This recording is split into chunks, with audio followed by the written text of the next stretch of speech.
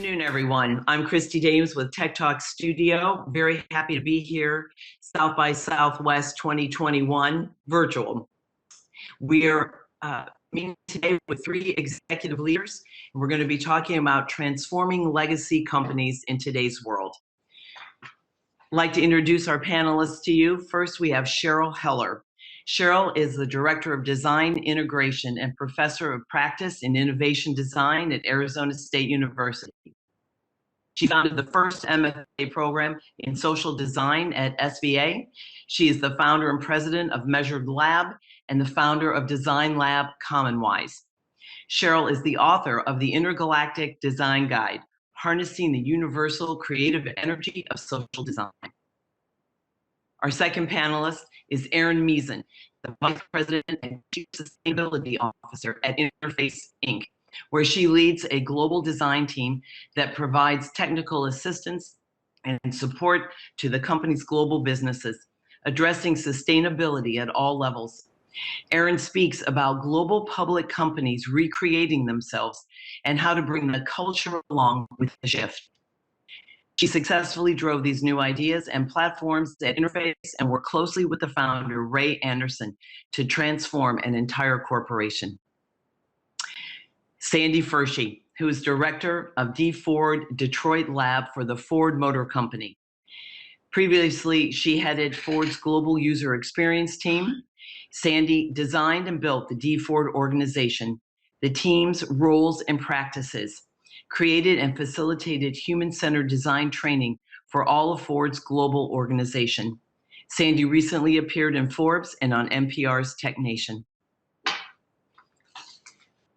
I'd like to start off today with Erin, actually. I'd like to ask you a question. And in preparing for the session today, we had some interesting conversations.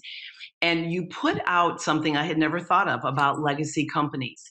And you indicated that legacy is more connected to the owner of the category as opposed to the length of time that a company has been around.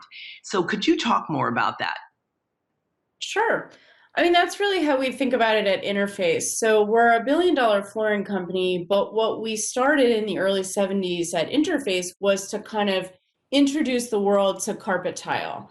And we really created the market for that. So when I think about legacy in the context of our company, you know, as the creators of carpet tile, we're constantly asking ourselves, how do we evolve this to stay relevant and, you know, keep delighting our customers with design and innovation?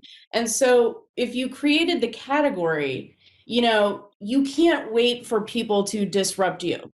You constantly have to be building in this idea of self-disruption. And we've really maintained our leadership in the market because of this mindset of constantly challenging ourselves to evolve and disrupt, whether that's, you know, by eliminating the need for glue, whether it's by designing products with biomimicry, or whether it's by something we did in October, which is launching the first carbon negative carpet tile.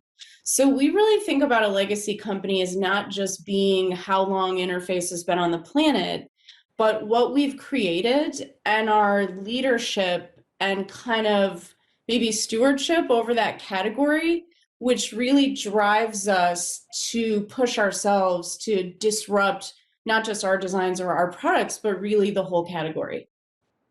And Erin, when this disruption occurred, I mean, it occurred with the founder and CEO at Ray Anderson. So and you were very connected to Ray and helped really launch all of this. Was Ray thinking disruption at the time? Was that already embedded within the DNA of the company, or did that evolve over time?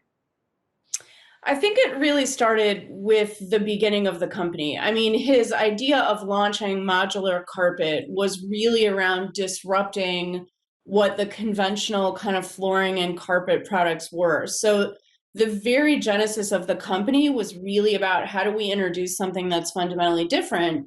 And I think at the time that we started on the path of creating more sustainable products 25 years ago, I don't think Ray was thinking as much about disruption, but he certainly wasn't also an environmentalist. I mean, what spurred the company's attention to this was some feedback from our customers that we were maybe not in step with their demand or desire for more information on the environmental impacts of the products. And that was what kicked off a process that led to an epiphany.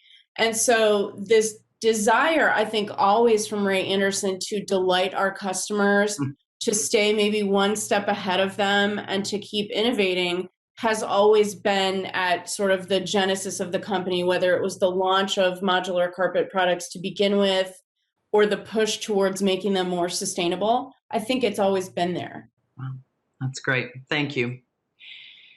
I'd like to introduce Cheryl Heller. And Cheryl, you've worked inside and outside of very large organizations, both as a consultant and advisor, and worked in those orgs.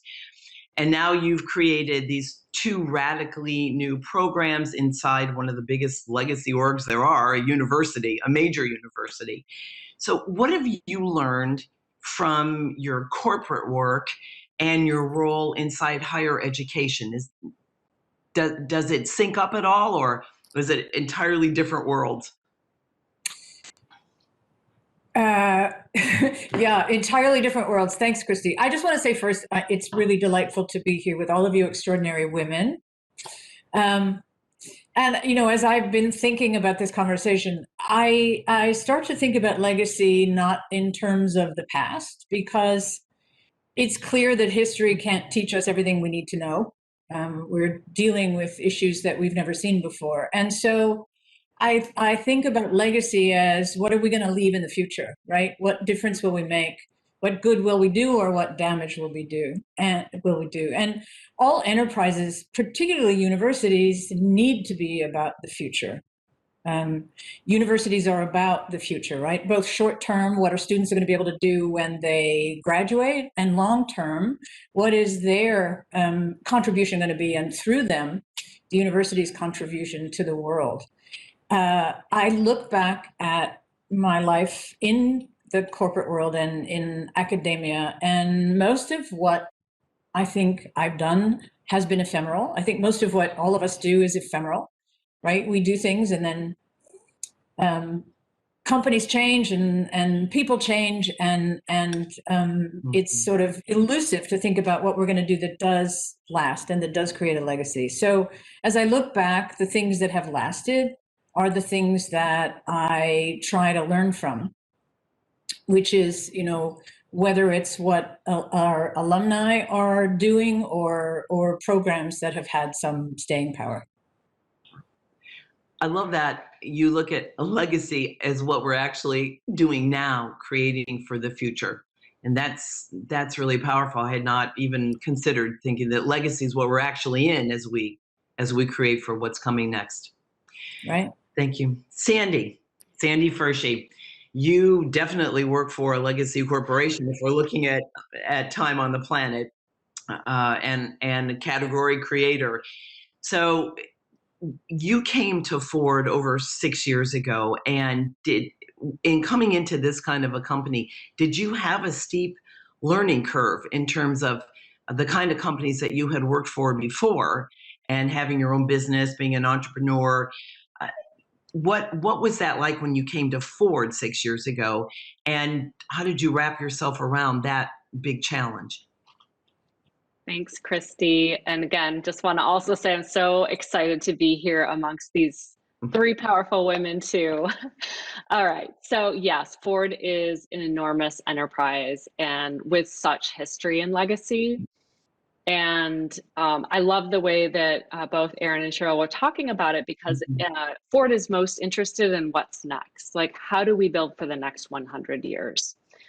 So a little bit of background though, because while my 20+ year career hasn't been steeped in automotive, it has been steeped in transformation, digital transformation, and other places, and inventing what's next. From early design of mobile phones to streaming services accessible from any device. You know, when people would ask questions like, why would you ever want a camera on your phone? And why would you want to watch a TV show on your laptop or your phone? So my whole career has really been about inventing that next thing. So at the time I joined Ford, I saw a really huge opportunity to help advance what was possible and start to unlock the next generation of products and services through how the world is evolving and changing. And Ford had already really been exhibiting a future-oriented and I'd say more experimentative mindset with some mobility pilots around the world. So it was really with that spirit and this idea of the future of mobility, and that it's no longer just about selling and servicing a vehicle, although we're going to continue to see that for the foreseeable future too. But how can we bring the power of design and humanity into everything that this business is doing? So how did I wrap my head around that? When I came in, I quickly realized that half my job was about creating the best new opportunities for products and services, and really the other half was about transforming the way we work. So it was about bringing a human-centered toolkit, learning, and leaning. Sorry, I should say, it was about leaning more into everyday practices or mindsets and behaviors like optimism, curiosity for possibilities, really empathy for colleagues and customers, and valuing collaboration of really diverse teams across the enterprise to solve any type of problem, whether it's big or small. I really love big challenges, so I just stepped right into it to help try and create and build this new human-centered design team. Because of course, to transform a company and to build new products and services, you need a really great team in order to do that. And really creating the conditions for that team's creativity to thrive. So we had to protect, for the ability to do this, do research, get inspired, prototype, and make and get to those, actionable insights, imagine and build new products and services, and of course, just building the team and the practices to do so. Thank you. Erin, I wanted to ask you, Interface made some big, huge, bold changes that led to transforming your company. I remember some of the stories about Ray Anderson walking into the CFO's office and saying, we're going green. And he said, we're changing our colors of our brand. But this was an enormous shift, not just in the company, but in the entire textile industry.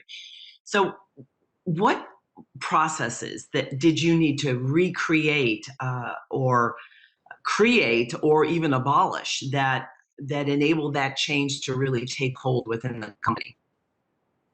Sure. I think what Sandy was just saying also really resonated with me, because we found ourselves at a point where we were trying to redesign the company and redesign the products and embed sustainability in thinking kind of at all levels. And so you quickly get to a point where you realize there are things that we want to keep and that will enable us. There are things that we have to move away from, and there are things that we kind of have to redefine. And so one thing Interface did smartly in the beginning was just acknowledge we're undertaking transformational systemic change. And so we've got to look at this on all levels. We have to look at our system, which we would define back then as a take, make, waste enterprise, and really imagine what it would be if it were circular and more sustainable. But we also know underneath that there are operational processes that happen in the factories and the supply chain associated with extracting those raw materials, how we design, how our designers create products, how they're manufactured, and how they're used. That is another system, right? And then there's the really foundational system under it, which is all of those things are enacted or enabled or done by humans. And we have mindsets and biases and ways that we're used to doing things. And so, some of what we learned in the beginning is the foundational stuff, the human stuff is the really important thing. So the fear of doing something differently or the fear of failing was something that Ray took head on and explicitly gave people permission.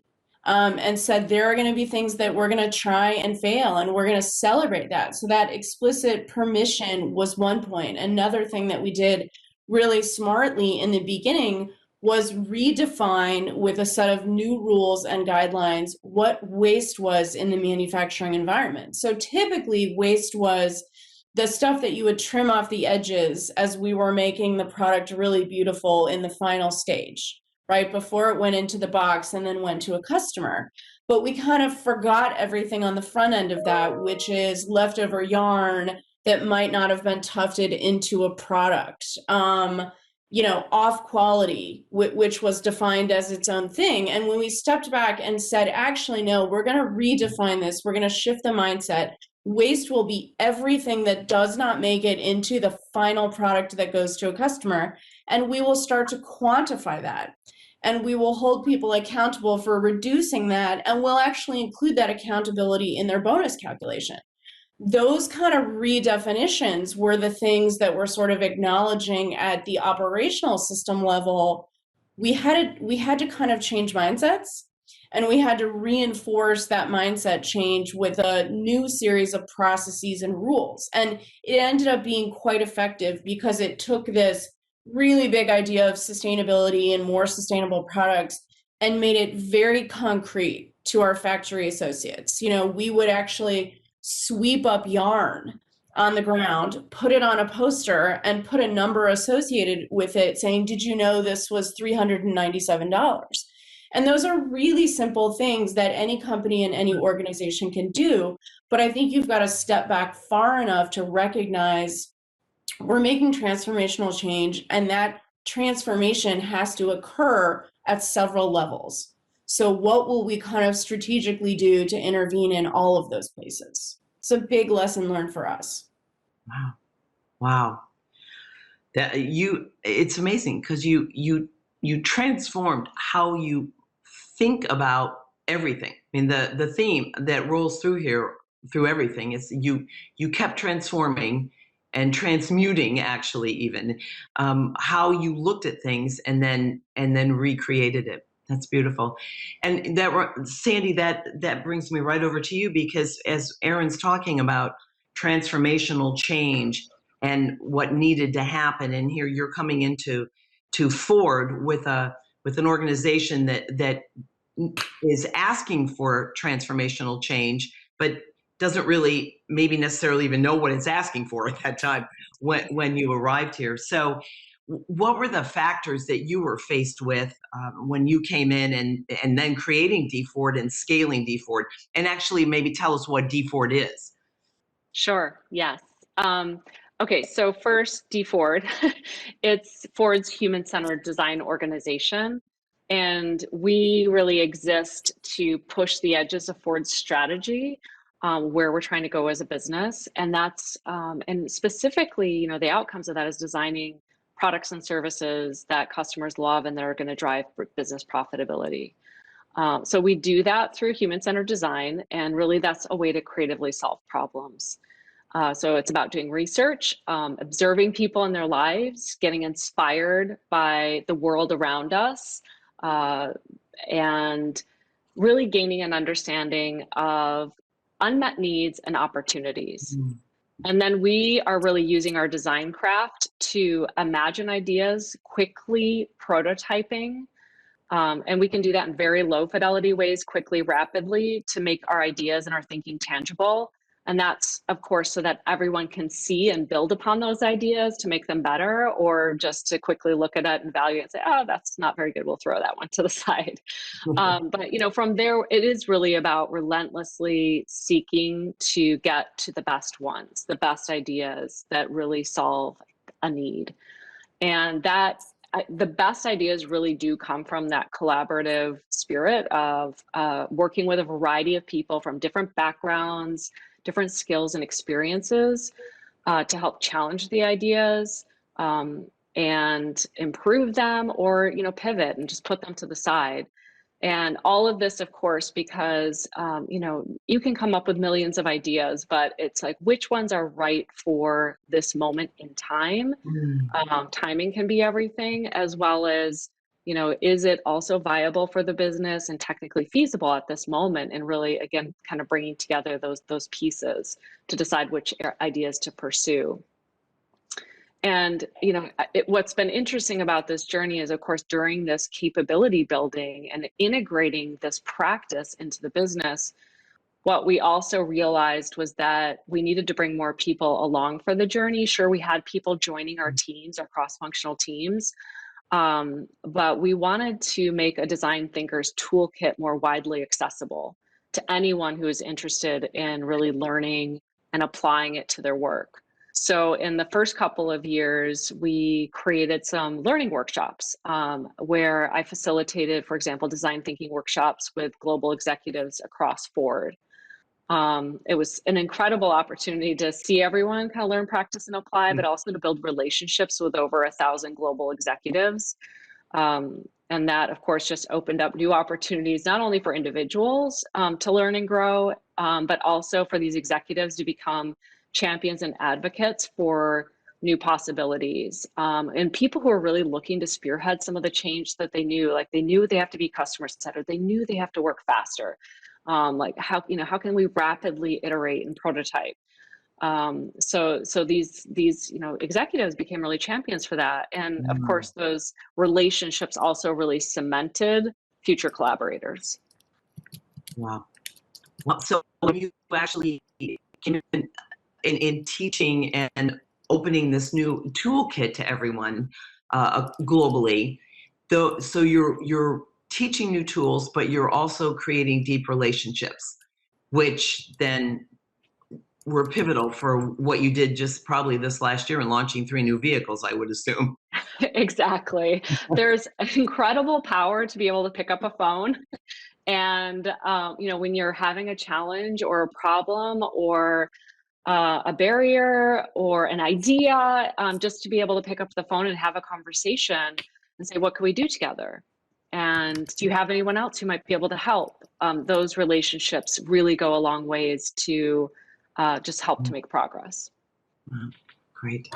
Cheryl, this is perfect because as Erin and Sandy have talked about transformation from different aspects, you just launched this brand new interdisciplinary graduate program, hybrid of design, engineering, and business, to transform higher education at a major university. But so you're now bringing together these 3 aspects that both Erin and Sandy are speaking to. This is an enormous challenge. It had never been done at this level here, especially at ASU. Can you talk about why did you take that on? What did you see there? What was the opportunity you saw that was emerging? And how can it really bring together design, engineering, and business in this transformation conversation? So many questions in there, Christy, and so many things that Sandy and Erin have said that I am inspired by. I mean, first of all, I'm listening to you talk about the transformation inside your company. Really what we're doing at ASU with this new Master of Science and Innovation Development program is to figure out how you teach people how to do that, right? How do you give people the skills and the mindset and the sense of agency, not just to get a job and follow protocols and ways of thinking that have been going on forever, but how do you instill in people not just the ability, but the sense of agency that they can make a change. And one of my heroes has been, for the longest time, Congressman John Lewis and his notion of good trouble, because I think about how I ultimately want this program to be viewed, and it is the degree to which the graduates go out in the world to companies like Interface and Ford and everywhere else in the world and make good trouble, right? To be the people to lead change. The program came about actually an ASU alum named Tom Prescott, who has been involved in entrepreneurship for many years at ASU and other places, felt that there was no program that he saw that actually graduated students who were ready to do things, right? They came out with theories. And he said he wanted a program that would road test entrepreneurs, right? And I like to think about, getting their noses broken a little bit before they go out into the world, because it's necessary. And so this is, the program is a partnership between the Schools of Engineering and Business and Design, which you mentioned. And for me, the attraction was that I've always been the person doing something other than the main work that was going on. I've always been the interloper introducing design, or the designer introducing something else in an organization. And what I've learned is that it's at the intersection of things where really interesting things happen, right? It's when people who conceive the world in different ways sort of realize what they have in common, that interesting innovation takes place. So, so far, I think we've proven some things about the program, and we're learning many things. But the big challenge was bringing together faculty who are entrenched in their own discipline to think together. And we did this for a couple of years about what it is that a founder or an innovator needs to know, not what have we been teaching in the business school and what are these, rote exercises we do in engineering or design, but thinking about this in a new way. What does somebody need to know? And how do we go beyond theory to a real experience-based learning program, so that they get theory, but it's sort of just-in-time theory, and they actually in a year end up having the experience of not just launching a venture, but identifying a problem, researching it, and owning the whole process so that they can use it when they graduate it. Wow. So it's very interesting, because between all three of you, there are two themes that are emerging here. One is disruption. The other is humanity. And it's really exciting to hear each of you from the different aspects of where you sit in your organizations. You're all focused on humanity, but I want to shift for a second to this word disruption. And I'd like each of you to talk about both internal disruption and external disruption. But I'd like to start with you, Cheryl, because you have indicated in the past that we always use that word, disruption. And is that even the right word to describe what's happening today? Because it may not be. So I'd like you to start that, and then each of you, Erin, then Sandy, to talk about that too. Well, I think it's undeniable that disruption is a real word in the world today. It's a real concept, right? Life is about disruption today. And I think it's going to be that way for the foreseeable future. And in part, obviously, because of the multiple crises we're facing. But it's also in part because we sort of need to disrupt our old habits so that we don't just keep doing the things that got us to this point in the first place. But I have to say, just thinking of the word disruption, and words are really important to me, that I think it is used too freely. It's sort of a trendy word, right? And I have the same feeling about failure, this idea that it's become romantic to fail often, when in fact it's just the design process and it's just iteration, right? It's what nature does. It's what you just are always refining, and you don't think of them as failure, and there's no glamour in that. So I do think the word is misused, but I also think there's a healthy contribution that it makes to forcing us to be aware that we need to examine the ways we behave, we need to examine the habits that we have, and we need to develop new ways to see that, and we need to change. So I think it has a use, and like all things in this country, we have such an affection for sound bites and shortcuts mm-hmm. that there is a danger that we use it loosely. Yeah. That's a good point. I mean, I would build on that to say it's hard for companies to plan disruption. And so, I think we felt, and where we've seen it happen at Interface, truly disruptive things were 25 years ago when the founder of our business, said in our petroleum-based system, we're going to become a maker of things that have zero environmental impact and ultimately are restorative. That's truly disruptive because it requires kind of an examination of your values, a fundamental look at your system, and you immediately realize there are things that need to be changed, but there's also fundamental mindset shifts that need to happen.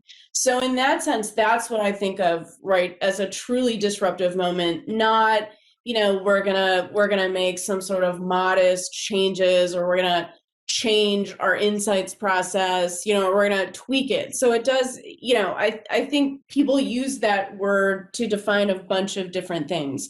But to me, it's fundamentally kind of things that will cause you to re-examine at a very foundational level who the company is, what you're doing, what the products are, maybe who you serve, maybe how they function. And I think for us, it's been, the couple of moments that we've seen it happen, either based on fundamentally embracing sustainability or having big disruptions to our market, it's brought us to a place where we've been able to deliver innovation that we never would have conceived of. So if Interface hadn't brought the sustainability lens into the business, we probably never would have engaged with the biomimicry organization that led to, fundamental differences in how we design products. If we hadn't been focused on reducing the environmental health impacts of products, we probably wouldn't have designed a way to stop using glue. And so I think for us, it's that, it's been not just great for business, but actually in retrospect, we've realized those moments of fundamental challenging who we are and what we do have actually delivered the best innovation, have really excited our people to the point when they probably felt proudest and most energized to come to work. And so then the challenge is, how do you capitalize on that and keep that energy going, right? I mean, I think, how do you really continue to create an environment where you're constantly focused with that? And for us, we came to that place a couple of years ago. We had gotten really close to achieving Ray Anderson's original vision of zero footprint. And we were experiencing things like, 98% renewable energy use in the company, and 91% reduced waste to landfill. And we realized, if we don't disrupt ourselves again, if we don't create a fundamental re-examination of where we're going and set a new mission, we're going to lose energy. We're going to, be at a place where we're just doing what we've done for years. And so we did that in 2016, and it brought a huge amount of energy into the business. And, the next rallying cry for us was reverse global warming.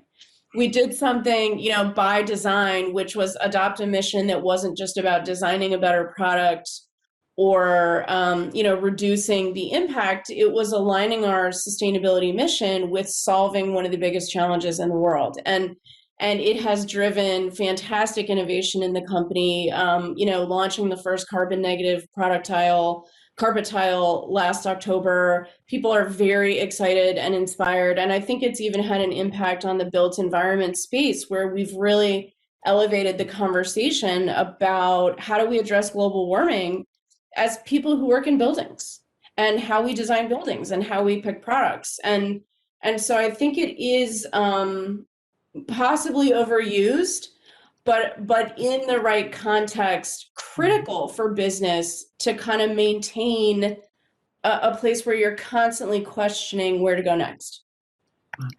Wow. So the transformation of a textile carpet company into a completely different organization that thinks differently, thinks about business differently, and keeps expanding. And you had also said about those disruptions, you never conceived of doing the next thing had it not been for those. Well, and Sandy, that's a perfect segue, I think, over to you too, because that 10,000, 50,000 foot view that you have and always need to have, right? Seeing what's practical, what are we doing now, but what needs to be done in the future, right to that disruption, because your arrival and what you created at Ford became I would think, a disruption in terms of the way you were thinking and culture. So can you talk about disruption from your vantage point? Sure. Yeah. I mean, what Cheryl and Aaron just said sparked a few things for me because, change is scary, especially for a 117 plus year old company. Because what I feel like the automotive industry in general and Ford specifically is like, these are massive changes in the business model. So how do you survive? How do you thrive in the future? And that's scary. It requires, but what you hit on something, Aaron, that really resonated, which is a purpose. Like there was very purpose, mission driven. So having teams who are really aligned with that and working toward that sets that foundation, because the change can be really scary. You're working in some really new, unknown territories. But it's really important to get to a point of view. And honestly, again, these are very ambiguous challenges sometimes. Like you're very much navigating unknown territories. And so I feel like the design toolkit, of course, helps us. And Cheryl, I love that you were talking about, it's just all iteration. Like it's just keep trying, keep experimenting, keep learning, keep reflecting. What's next? What's the right solution?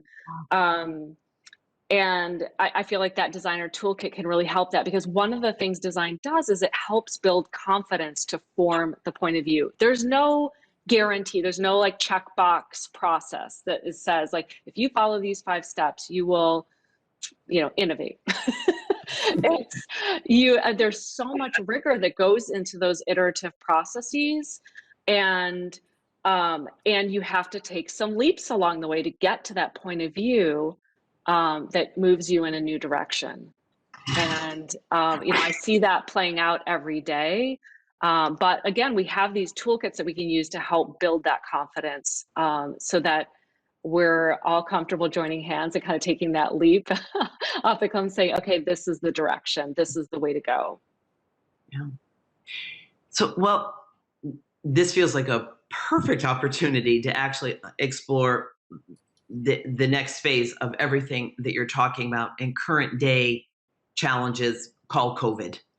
And we're talking about transformation. You've all been involved in it already for your careers. Amazing work that each of you have done. The legacies you've already created are critical to the planet. Enter COVID. Game changer, world changer.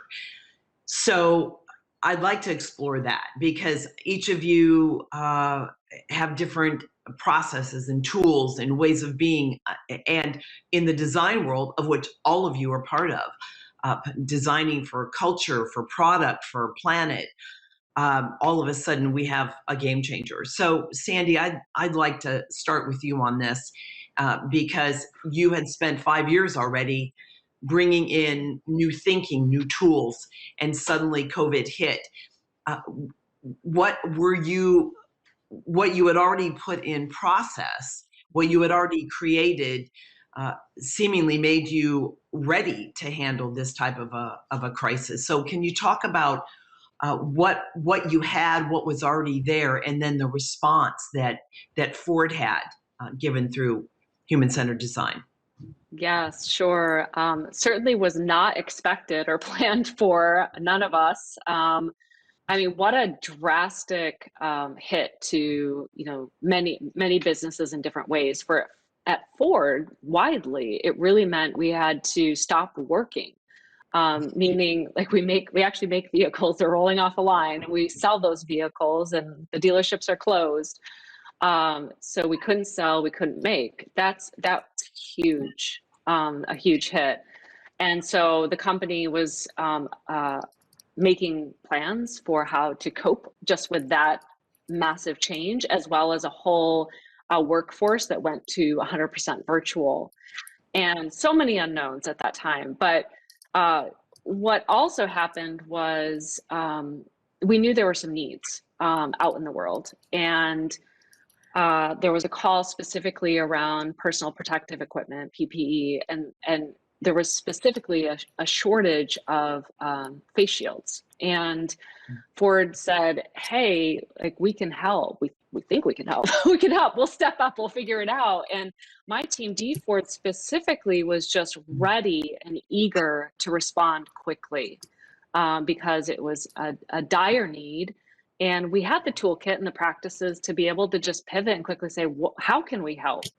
And that went, across the board at Ford, by the way, because of course it requires, again, many different people from different parts of or different disciplines to really help respond to something like that. So we were really well positioned, I think, to help do that. So in 1 week, we went from the identifying that need to spending some time with medical care workers and understanding what their needs, fears, desires were, what their challenges were with the equipment they had, starting to prototype very quickly on the spot some possible solutions, using open source designs that already existed for face shields as starting points and kind of evolving from there. So quickly iterative loops. And we're doing this, of course, all in virtual environments. Normally we'd be right next to each other, building on each other's ideas, handing each other different tools or equipment, but people were at home and they were just using whatever they had available to them, whether it was a baseball cap, cardboard, rubber bands, to simulate essentially how that face shield could work. So we put that together. We tested our prototypes with the healthcare workers, and started working, of course, with folks across Ford. We're like, what supplies do we have on hand that we can use? And then, of course, you have to adapt your design a little bit too, to make sure you can utilize what is available in our supply, essentially, in our plants.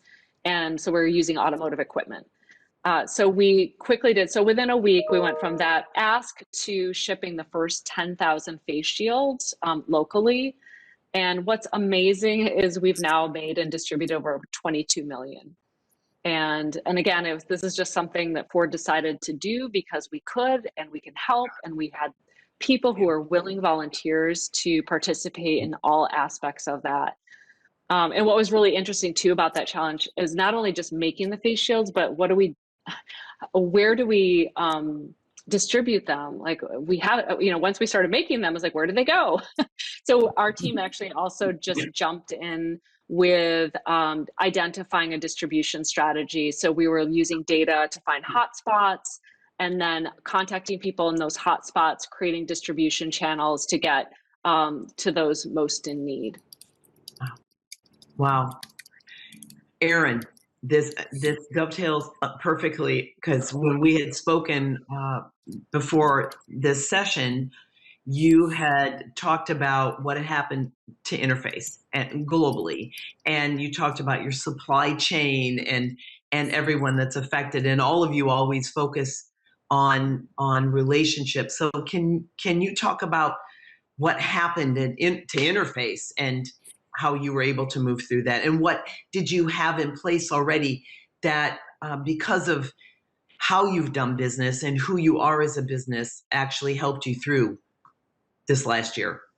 Sure. I mean, it's, kind of no secret that there's been a huge amount of impact on businesses, some really positively. I mean, some, can't make enough bicycles, but when you're a company who a big part of your revenue comes out of the commercial office space, when people are no longer officing and no more offices are being designed and built, it had a huge impact and, really kind of changed us very quickly.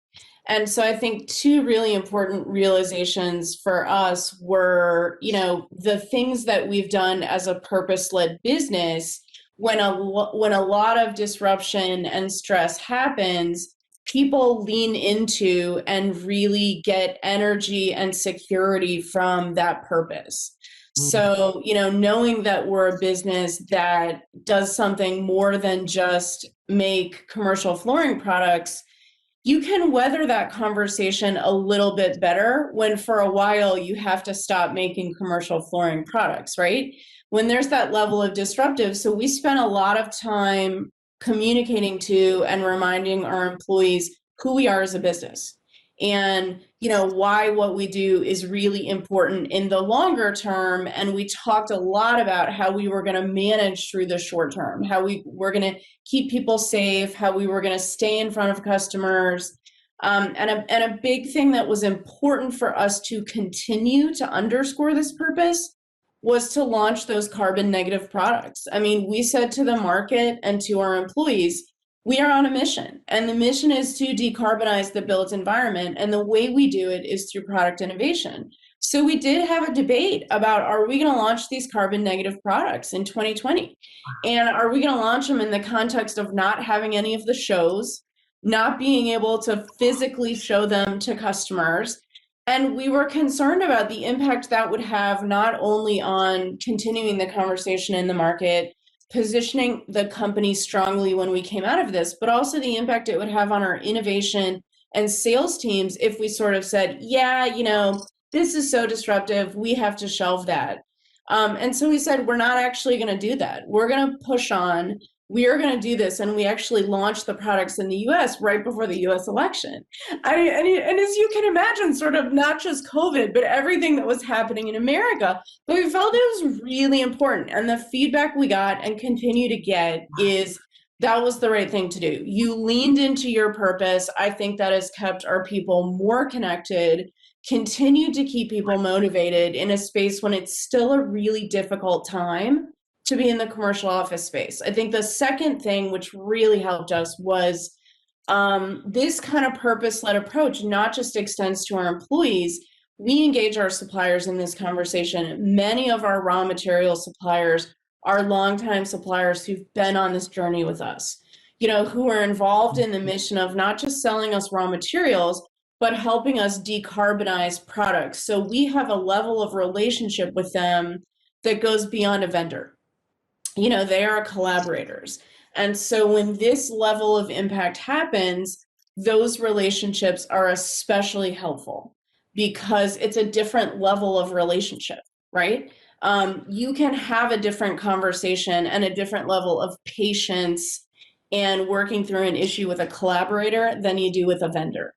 And so I think we've found that sort of being a business that has a broader purpose and engages our supply chain in that purpose has changed those relationships that make us a lot more resilient when things happen, including COVID.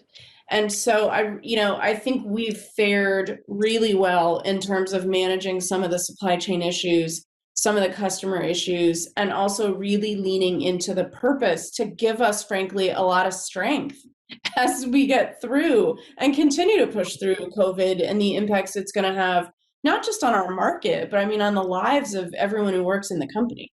Yeah. Wow. And Cheryl, for you, I'd like to hear your take on that, the COVID challenges, not just from inside the university, but in a teaching situation. Yes, I want, and especially when you have design, engineering, and business. So you have the impact internally and with what you're teaching, but as well with your experience in working globally with corporations as well. What are you seeing? What are you seeing that that COVID has done, both on the really negative side, but also on the positive side? I think you have an interesting viewpoint on that. Sorry about my phone. Yes. And just starting out at the university, it seemed like overnight we went from, one of the biggest campuses in the country and students everywhere and faculty running into each other in the hall to, okay, you're all working from home. And the challenge was to not just to teach lecture courses, but to teach studio courses where students are working in teams and they're working on physical projects, not like Ford, but that in that spirit, right? Where there are relationships that need to be protected all around. And ASU is obviously really advanced in terms of innovation and technology. And so I think we were better prepared than a lot of universities because we had enormous experience teaching online and lots of resources. But a real dynamic, is that students aren't employees, right? They're customers. And so the dynamic of teaching a whole bunch of people, you can ask them to put their cameras on, but you can't insist that they do. I just this morning, I was teaching a class and I established a rule that it was okay to have your pajamas on. More important to put your camera on and be present. Didn't matter what you were wearing. So I think, in my practice and in teaching, what's astounding is how resourceful people have been and how much we've gotten done, right? I'm working with a foster community in Denver, people coming together and sitting on Zoom, and we use, a digital platform to work together. And it's really remarkable how much has happened, and in the MSIVD program, students are launching ventures and they're transforming themselves and they're working together. But the fact of the matter is, it's not the same. There is something that's lost. Education is more than classes. Universities are more than classes. We have students who didn't get to walk at their undergraduate graduation. We have some freshmen who've never been on campus, and that's not. You just cannot deliver what you want to deliver, despite all that we're getting done. It takes more time, and it takes more commitment, and it takes more patience on everybody's part. And I think I have a friend named Jim Koch who just, he said that since COVID, he realizes that he hasn't been building any social capital. He's been spending down social capital that he has. And if you think about that, right, we don't have that. We don't have the means to grow our relationships. We're all using what we know how to do, and I think we're getting to the point where we're running on fumes, Wow. and we need to find a way to change this. Wow. That's the running on fumes part.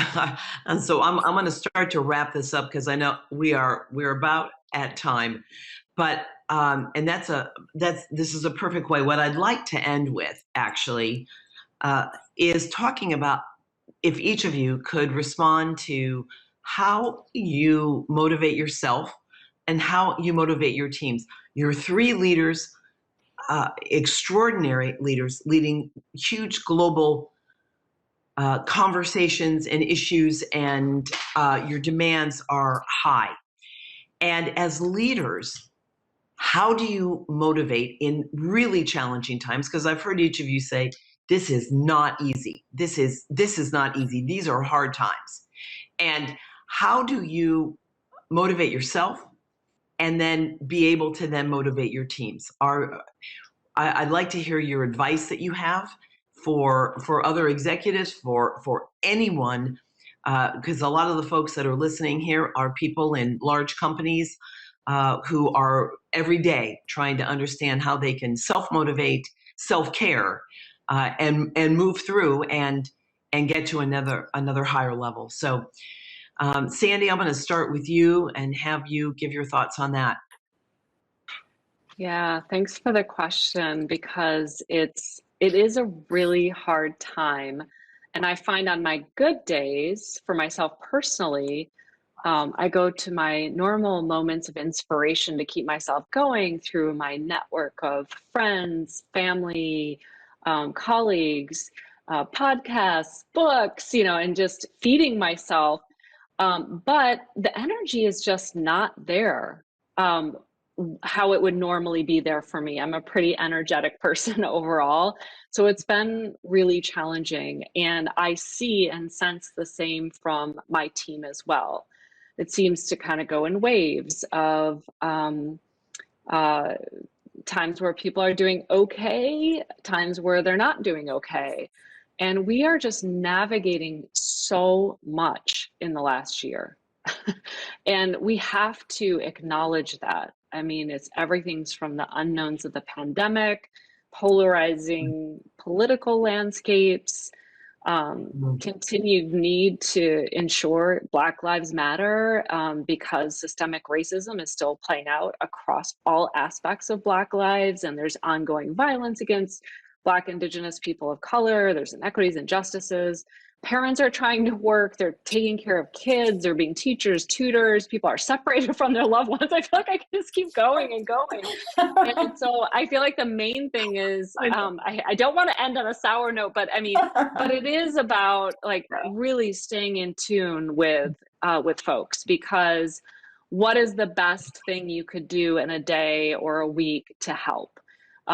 So is it about removing things and allowing for rest, whether it's for an individual or a team? So for example, like we took out things that we had built into our calendars to encourage connection, but at some point people were just overwhelmed and there was too much Zoom. I just saw the New York Times Instagram poll result of like 78% of people are just done with Zoom calls. And, so we're on camera all day long. So it's like, can we remove some of that at times? Or is it a moment where you do add something that allows for a meaningful connection? So we've experimented with a lot of different things, like drop-in office hours that are really casual, kind of taking from the world of academia, just having this moment where it's like, no agenda, there's no real need, there's just drop in if you want to drop in. I do smaller community meetings so I can talk to every single person on my team in small group settings. We have book clubs, drop-in social hours that are completely optional. But yeah, the other thing is too, like, what can we remove at times? So I think it's really just staying attuned to and sensitive to where people might be. And yeah, not everyone's going to be in the same place or have the same needs, and just doing our best to allow the flexibility, the humanity, to really help people through this time. Beautiful. Thank you. Cheryl, I'd like to roll to you. Sure. Well, I'll start with what I struggle with the most, and it's the physicality of this time, right? There are days when I literally am at this computer looking at the screen for 10 hours in a row, and I can't help it. And it's unhealthy. That's what I find saps my energy. And so I have all kinds of tricks to turn my camera off and do jumping jacks while I'm talking. Sometimes I get away. In terms of how to move things forward, I've always felt really lucky to be a designer, because when you're a designer, you condition yourself, or you gain the confidence to know that you can always stop and reinvent yourself. You can always stop, and there are ways to reinvent things. And I try to bring that to everything. And it is infectious. And what's infectious about it is that people respond to having a vision. People respond to creating together. And to the extent that leaders can stay focused on generative ideas and possibilities, it does give people something to work toward and hope to. So I think articulating a vision and seeing, even in the most challenging times, seeing things that can be done about it.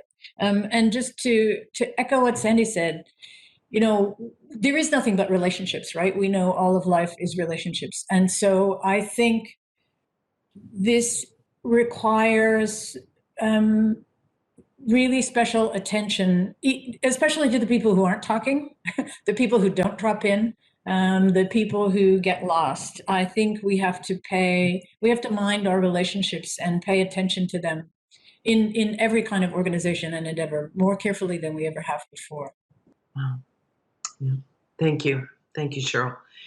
Erin, I'm going to go to you to wrap up for us today. Sure. I mean, what Cheryl just said really resonated with me, because I think so much of what we do is reliant on relationships. And I'll also echo what Sandy said. I mean, I've switched to the model where one of the best things that I've found to be effective is just an informal check-in. So it's not an agenda. It's, I just want to hear how you're doing as a person. And I try to, honestly, and this is just the planner in me. I try to do those numerically. Like, I try to say, I'm going to do this 5 times a week. I'm just going to call someone, put a half an hour on the calendar and say, how's it going managing your family life? And I've found that to be really useful for both of us. The second is I recognize people more. We were chasing a really great story with a major media outlet, and one of our PR team worked really hard for me. And so I sent her some flowers for Valentine's Day. And it's just, just remembering, like, it's a heavy lift normally, but it's really a heavy lift now. If you put everything that you're not doing and work on something for me for 3 hours in one day, that's a lift. Like, it's not been a lift in a long time. And so showing gratitude, I think, is really important, particularly when it's unexpected gratitude. And I'll also, kind of I'll end on underscoring something else that Cheryl said, which is, I like to just say it's keeping the long view, or it's remembering for us how special we are at Interface, and what we're doing is trying to change the world. And so I will periodically post in our team space artifacts that remind people of that. So last year, when it was particularly tough over the summer, I posted this speech that Ray Anderson gave right after he had his epiphany and challenged the company to get to zero. And I just was sort of like, remember, like, it's really hard, and you're getting all your stuff on Amazon, and your kids are driving you crazy. And you're having to sort of talk to customers on the phone who don't want to talk to you right now. Just keep the long view.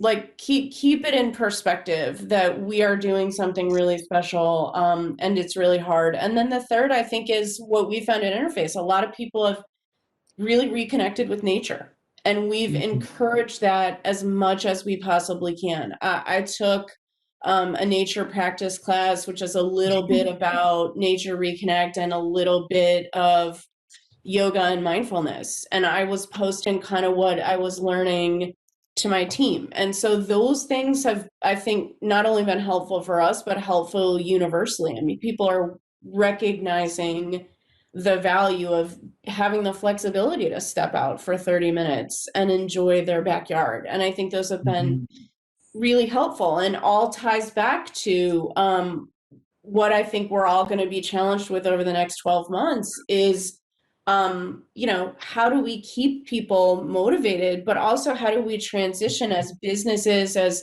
institutions, as universities into a new set of expectations that people have as either a student or an employee. And all of this should be a really great area for us to start mining. What is our new, what's it going to look like when we all come back to the office? And what are people going to expect? Because I do think things have shifted significantly. We covered so much today, from transformation of companies to people and to the planet. And you all changed the way we look at what a legacy company truly is. Legacy isn't how old you are. Legacy is something completely different, and we're creating those legacies now. This has been a truly beautiful conversation with all of you. Thank you, Sandy, Aaron, and Cheryl, for sharing your experience, strength, wisdom, and hope with all of us as we move forward. And thank you to the South by Southwest team and the South by community.